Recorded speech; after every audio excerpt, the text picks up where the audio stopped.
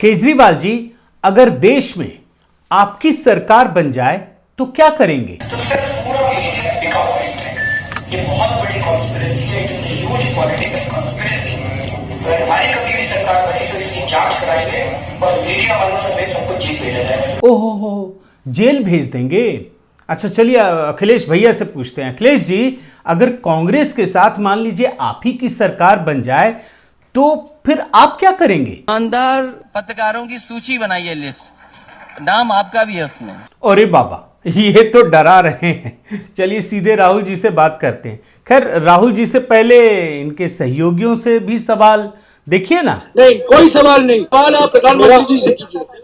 अरे ये तो सीधे भगाने लगे। चलिए सीधे राहुल जी से ही पूछ लेते हैं मीडिया के बारे में। I believe you have a new owner. You have a new owner. आप सरकार के लिए काम करते हैं क्या? नहीं, सरकार या आप सरकार के लिए काम करते हैं? देख रहे हैं ना, जब ये सत्ता में नहीं है तब ये ऐसी बातें कह रहे हैं। लेकिन बीबीसी पर कार्रवाई क्या हुई?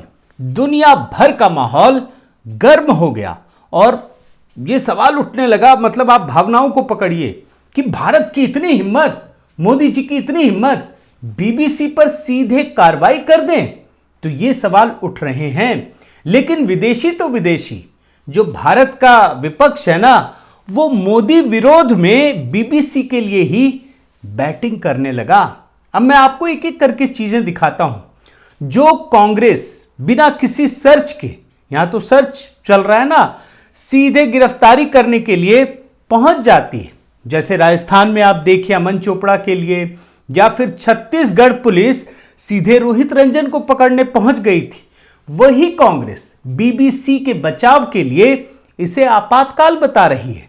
और कौन नहीं जानता इस देश में दोस्तों कि आपातकाल के साथ किसका नाम जुड़ा हुआ है? आप ही की इंदिरा गांधी है और आप उसी आपातकाल की याद दिला रहे हैं। यही हाल तृणमूल कांग्रेस का है, जो तृणमूल कांग्रेस हर छोटी बड़ी घटना पर पत्रकारों को कुचलने में लगी है, डराने में लगी है, सीधे एफआईआर दर्ज कर देती है। वही टीएमसी जब बीबीसी के यहां सिर्फ सर्वे होता है ना, तो टीएमसी को सदमा लग जाता है।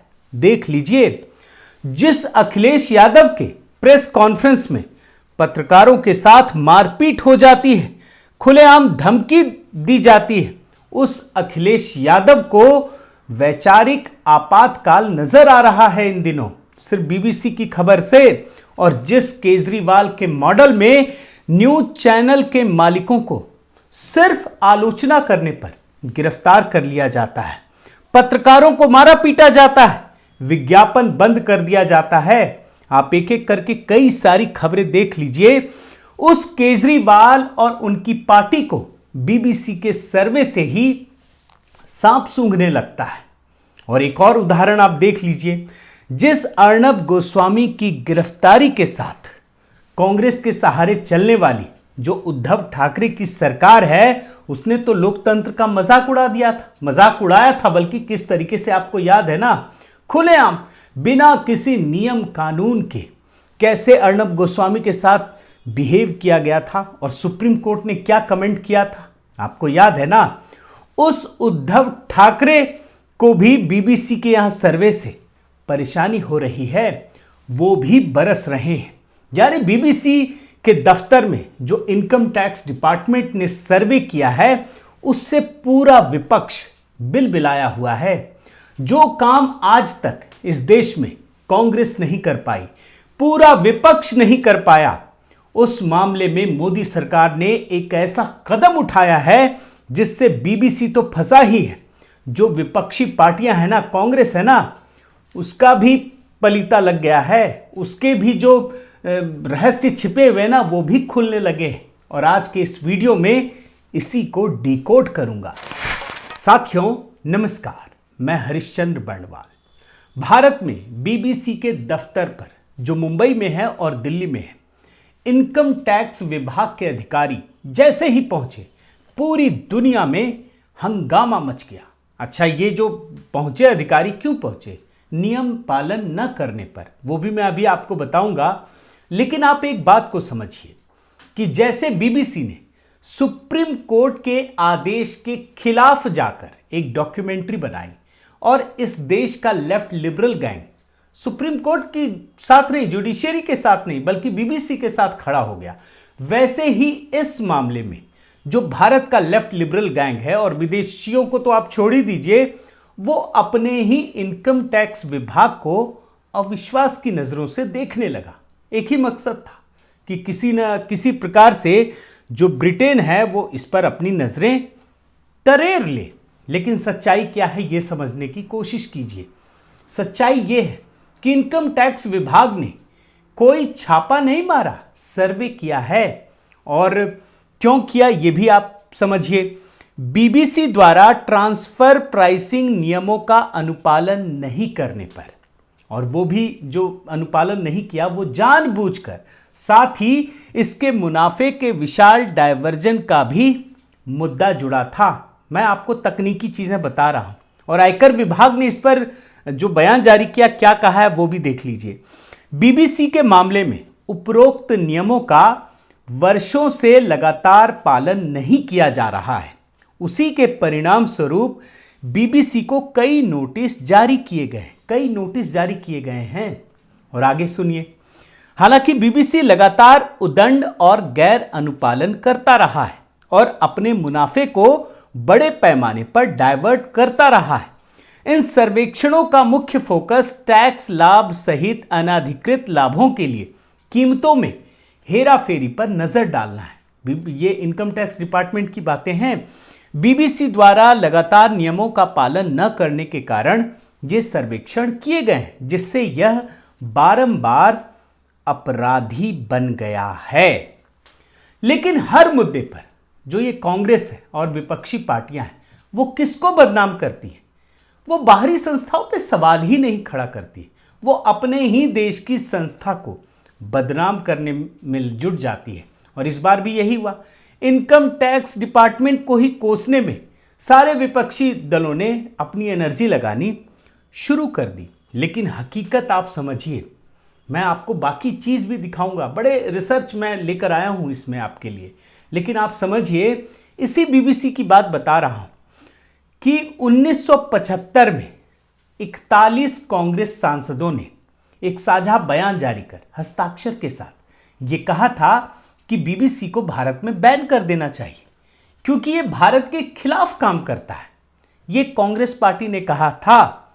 और आप समझिए कि आज वही कांग्रेस पार्टी बीबीसी के बचाव में, जो भारतीय कानून का पालन नहीं कर रही है ये संस्था, ये एजेंसी, उसके बचाव में खड़ी हो गई है और उसके लिए अपने ही देश की संस्थाओं को शक की नजर से देख रही है।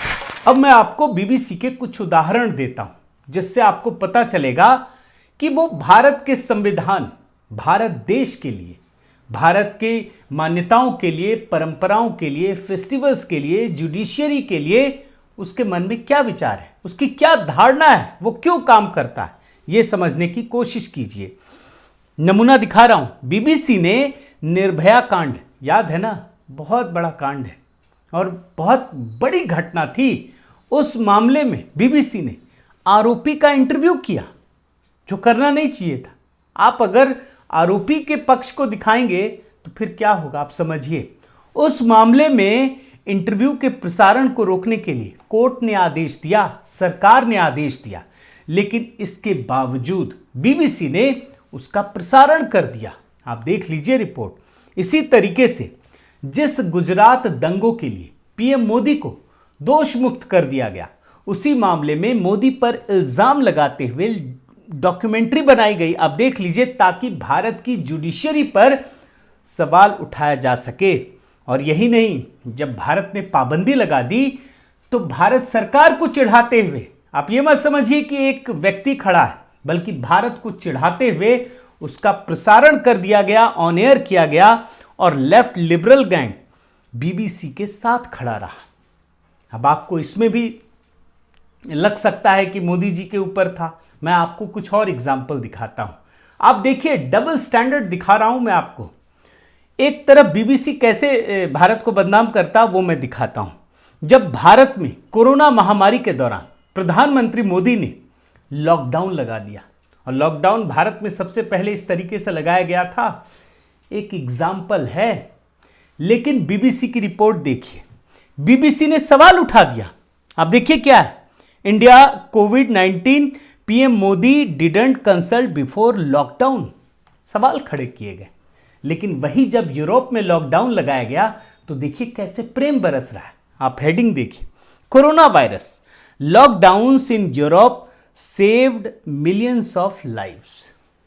मतलब वहां पर लाखों लोगों की जिंदगी बच गई लॉकडाउन से, और भारत में लॉकडाउन खराब था।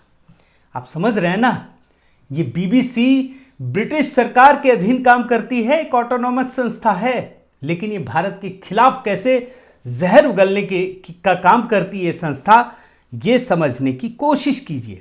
और यही नहीं, बीबीसी की कई सारी रिपोर्टें मैंने देखी। ये वही बीबीसी है जो भारत का जब मैप पब्लिश करता है तो फिर माफी मांगता है, बिना माने आधा अधूरा मैप पब्लिश कर देता है। ये संभव है क्या किसी दूसरी संस्था के लिए? ये बीबीसी ने किया। इसके अलावा भारत में जितने आतंकी हमले होते हैं, जो आतंकवादी होते हैं, उसके लिए बीबीसी कौन सा शब्द इस्तेमाल करता है जानते हैं? चरमपंथी। देख लीजिए, बीबीसी को आतंकी नहीं लगते हैं ये लोग। और जो यहाँ के सीआरपीएफ के जवानों पर हमला होता है, उनकी हत्या होती है, तो वो शहीद नहीं लगते, वो मारे जाते हैं। आप ये भी देख लीजिए। एक और रिपोर्ट आपको दिखाता हूं। बुरहान वानी आतंक का पर्याय बन गया था। उस बुरहान वानी के बारे में लिखते हुए बीबीसी देखिए, वो युवाओं की आंखों का तारा था। ये रिपोर्ट में लिखा है, आप ये भी देख लीजिए। और सिर्फ देश विरोधी नहीं, ऐसा नहीं है कि बीबीसी सिर्फ देश विरोधी काम करता है, बल्कि इस देश के धर्म संस्कृति, जो सनातन संस्कृति है, उसके खिलाफ भी भ्रम फैलाता है। और कैसे, कुछ एग्जाम्पल वो भी मैं आपको दिखाता हूं। देखिए, जैसे दिवाली में ये बताता है कि साफ सफाई से महिलाओं की दिक्कत बढ़ जाती है। यही रिपोर्ट है इसकी, देख लीजिए। तो होली में बीबीसी क्या कहता है, ये भी आप समझ लीजिए। कौन कहता है कि यह सिर्फ हिंदुओं का त्योहार है? यह है स्थिति। एक बात और, अभी मैंने 2 दिन पहले आपको एक रिपोर्ट दिखाई थी और बताया था कि कैसे अमेरिका के विदेश विभाग ने, 2019 की बात बता रहा हूं, उसने सारे सोशल मीडिया जो कंपनियां हैं और तमाम लोगों को ये बताया था, ये हिदायत दी थी कि भारत के खिलाफ, वहां की सरकार के खिलाफ एक मिस इन्फॉर्मेशन कैंपेन चलाया जाए।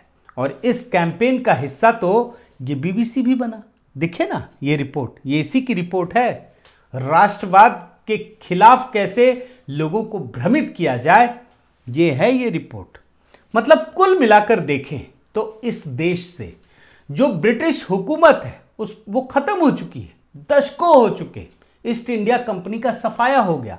लेकिन जो बीबीसी की मानसिकता है वो नहीं बदली है, वो अब भी कायम है। और इस मामले में एक बड़ी अच्छी रिपोर्ट है दोस्तों। यूनिवर्सिटी ऑफ लंदन के एसोसिएट प्रोफेसर अस्डेयर पिंकर्टन, उन्होंने एक अध्ययन किया है। इसमें उन्होंने 1947 में भारत की आज़ादी से लेकर वर्ष 2008 तक बीबीसी के कवरेज का बारीकी से अध्ययन किया, विश्लेषण किया है। ये रिपोर्ट में आप देख सकते हैं। उन्होंने इस स्टडी के आधार पर यह कहा है कि बीबीसी दक्षिण एशिया की भू राजनैतिक और आर्थिक नजरिए से रिपोर्टिंग करते वक्त भारत के खिलाफ जमकर एजेंडा चलाता है। ये रिपोर्ट है, ये शोध किया गया है बीबीसी के ऊपर कि किस प्रकार से भारत के खिलाफ जहर उगलता है, भारत के खिलाफ गलत तरीके से रिपोर्टिंग करता है। ये बायस्ड है। और यही चीज मैं देख रहा था, एक टाइम्स ऑफ इंडिया है, इसमें एक पत्रकार ने अपना अनुभव साझा किया है, जिसमें बीबीसी के भारत के खिलाफ पक्षपातपूर्ण जो रवैया है उसकी कहानी बयान की है। तो ये है बीबीसी की हकीकत। लेकिन कौन समझा है भैया, कम से कम भारतीय कानून पर तो भरोसा करो। बीबीसी को थोड़ी ना टांग दिया गया है, सिर्फ सर्वे हुआ है जो भारत को बदनाम करने की तमाम विपक्षी दलों ने कोशिश की है। साथियों, अभी हाल ही में कांग्रेस ने 138वां स्थापना दिवस मनाया। 138वां। अब ये कौन सा स्थापना दिवस है, आप समझ रहे हैं ना, किसने इसकी स्थापना की थी। तो दरअसल ये जो उत्सव है कांग्रेस का या कांग्रेसियों का, उस घाव की निशानी है, एक नासूर है जो लॉर्ड मैकाले ने कहा था। उन्होंने क्या कहा था, हम एक ऐसी नस्ल पैदा करेंगे जो शरीर से तो भारतीय होगा लेकिन दिमाग से वो अंग्रेज होगा। और सच्चाई यही है कि आज भारत में कुछ भी होता है तो यहां का जो विपक्ष है, खासकर कांग्रेस की बात कह रहा हूं मैं, वो भारत के ही खिलाफ, भारत की संस्थाओं के खिलाफ, भारत सरकार के खिलाफ कुछ भी करना होता है तो विदेशी संस्थाओं की आड़ में वो चले जाते हैं। आप आज भी याद रखिए, मोदी के खिलाफ निशाना साधने के लिए वो क्या करते हैं कि अमेरिका ने वीजा नहीं दिया। अरे भैया, यही आपका सर्टिफिकेट है। तो इनकी सोच कहां जाकर सीमित हो गई है, यह समझने की जरूरत है। और आज बीबीसी के सर्वे के मामले में सिर्फ सर्वे हुआ है, कुछ नहीं हुआ। इन लोगों की जो मंशा है, इन लोगों की जो करनी है, वो पूरी तरह से उजागर हो गई है। और ये बात 2024 के लिए जब आप सोचते हैं कि लोकसभा चुनाव में किनको जिताना है, तो इसका ध्यान जरूर रखना चाहिए। बहुत बहुत धन्यवाद। आपसे निवेदन है साथियों कि आप मेरे इस चैनल को जरूर सब्सक्राइब कीजिए, लाइक कीजिए, शेयर कीजिए, कमेंट कीजिए और इस बेल आइकन को प्रेस करना मत भूलिएगा। साथ ही दोस्तों, फेसबुक पर भी अपना प्यार यूं ही बनाए रखिए। बहुत बहुत धन्यवाद। नमस्कार।